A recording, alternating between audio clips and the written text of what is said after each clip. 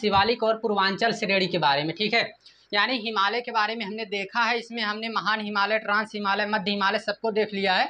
अभी हम देखने वाले हैं यहाँ पे मध्य जो आपका शिवालिक है और पूर्वांचल, ठीक। तो सबसे पहले आप लोगों को बता दें कि ये जो आपका इधर आप सभी जानते हैं कि ये आपका कौन सा है, तो ये है आपका काराकोरम जो कि ट्रांस हिमालय का भाग है। ये आपका लद्दाख है,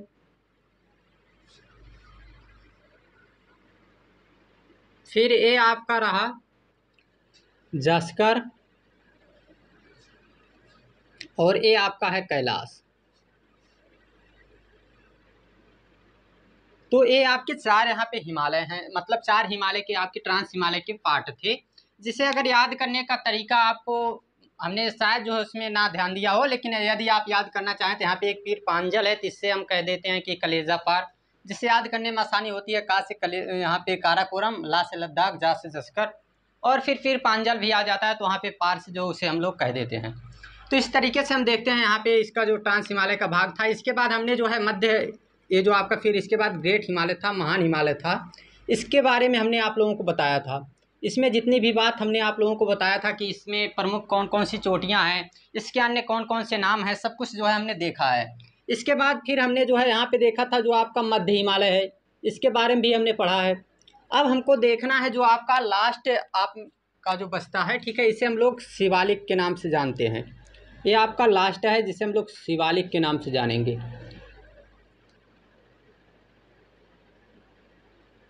शिवालिक हिमालय, ठीक, ये आपका शिवालिक हिमालय है। तो इसमें क्या क्या आपको ध्यान देना है, सबसे पहले तो हिमालय का सबसे नवीनतम भाग है। नवीनतम भाग का मतलब है कि ये जो है इन सभी हिमालय से टूटकर, ये जो टूटते हैं इन्हीं के कारण बस ये जमा हुआ एक पार्ट है, ये नवीनतम भाग है। और काफ़ी ज़्यादा जो है टूटी फूटी श्रृंखला में आप लोगों को मिलेगा। और इसे जो है वाय हिमालय या दक्षिण हिमालय भी कहा जाता है, ठीक। इसके क्या क्या नाम हैं, तो इसे हम लोग वाय हिमालय के नाम से भी जानते हैं, ठीक। इधर देखते हैं, इसे वाय हिमालय भी कहते हैं, और इसे हम लोग दक्षिण हिमालय भी कहते हैं।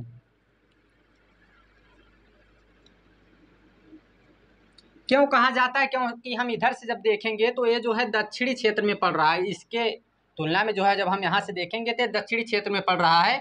और बाह्य इसलिए कहते हैं क्योंकि जो है इस पूरे हिमालय के बाहरी क्षेत्र में है, मतलब ये हिमालय का भाग अगर सही तौर पे हम लोग देखें तो है ही नहीं, बस जो उससे टूटा फूटा ये क्षेत्र है।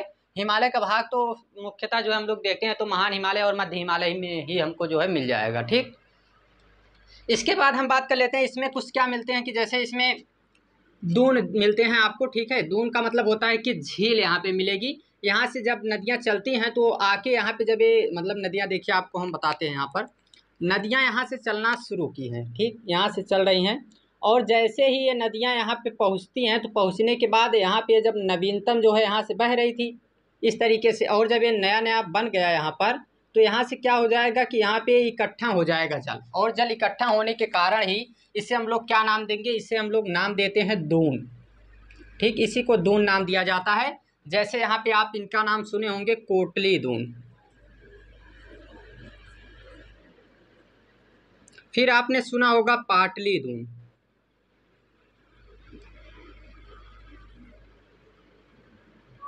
तो इस तरीके के नाम आप लोगों को यहाँ पे मिलते हैं, जिसे जो है झील के नाम से ही हम, मतलब झील ही ये होता है, इसे हम कोटली दून, पाटली दून। फिर आपका एक उत्तराखंड में जो काफ़ी फेमस है देहरादून, ठीक, जो राजधानी भी है।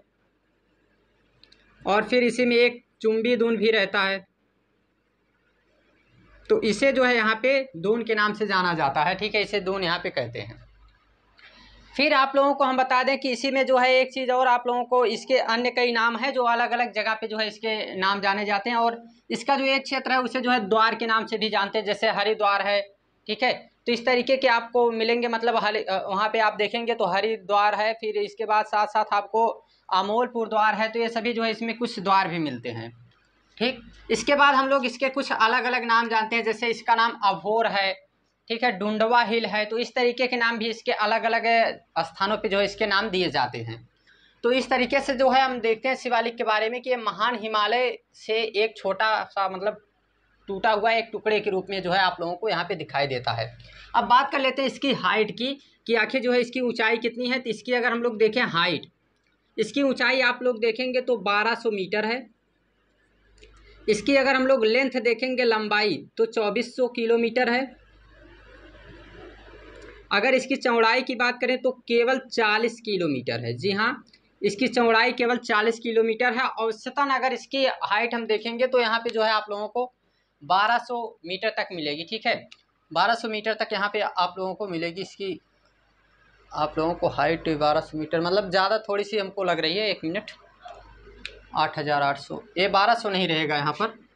ठीक, इसमें शायद थोड़ी सी हमें कन्फ्यूजन लग रही है क्योंकि हाइट जो है जब 8800 ये उसका औसतन है तो इसका जो है इतना नहीं रहेगा।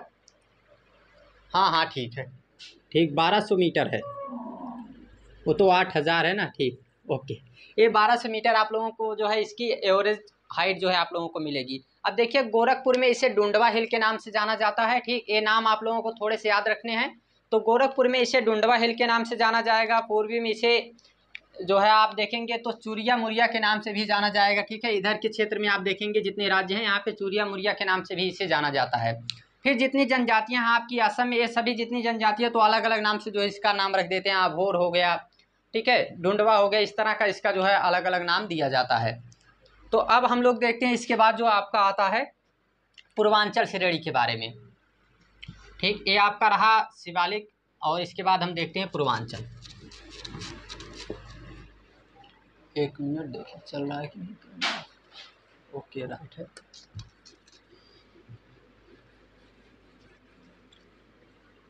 ठीक, अब देखिए ये जो हिमालय का आपका भाग है तो हिमालय का ज्यों ही इस तरीके से इधर यहाँ पे आप देखेंगे तो दिहांग गाज, ठीक है, यानी कि ब्रह्मपुत्र नदी की एक सहायक नदी दिहांग नदी है। तो यहीं से जब जो है आपका हिमालय इधर मुड़ जाता है तो इसे जो है दिहांग गाज से इसे मुड़ने को ही, जब मुड़ जाता है इस पार्ट को ही हम लोग अराकान योमा के नाम से जानते हैं। इसे अराकान योमा कहते हैं, अराकान योमा के नाम से भी जानते हैं। और इसी को हम लोग पूर्वांचल भी कहते हैं, पूर्वांचल हिमालय। इसमें बहुत जो है छोटी छोटी आप लोगों को मिलेंगी यहाँ पे पर्वत श्रृंखलाएं, छोटी छोटी हैं, बस जो है एक टुकड़े के रूप में आपका ये है। और जो है ये आपका म्यांमार तक फैला हुआ है। इसमें हम लोग सबसे पहला जो देखते हैं तो इसके नाम देख लेते हैं। पहला आपका है पटकाई बोम,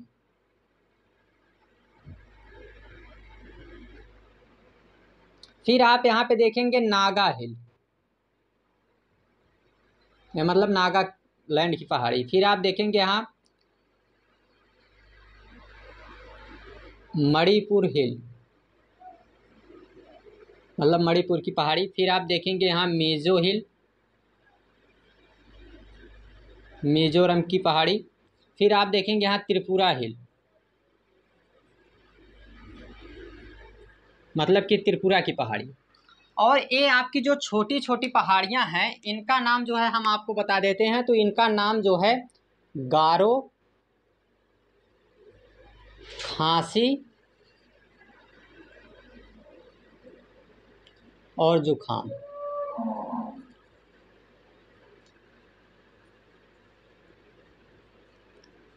जयंतिया हमने बोला है, ठीक, ध्यान दीजिएगा।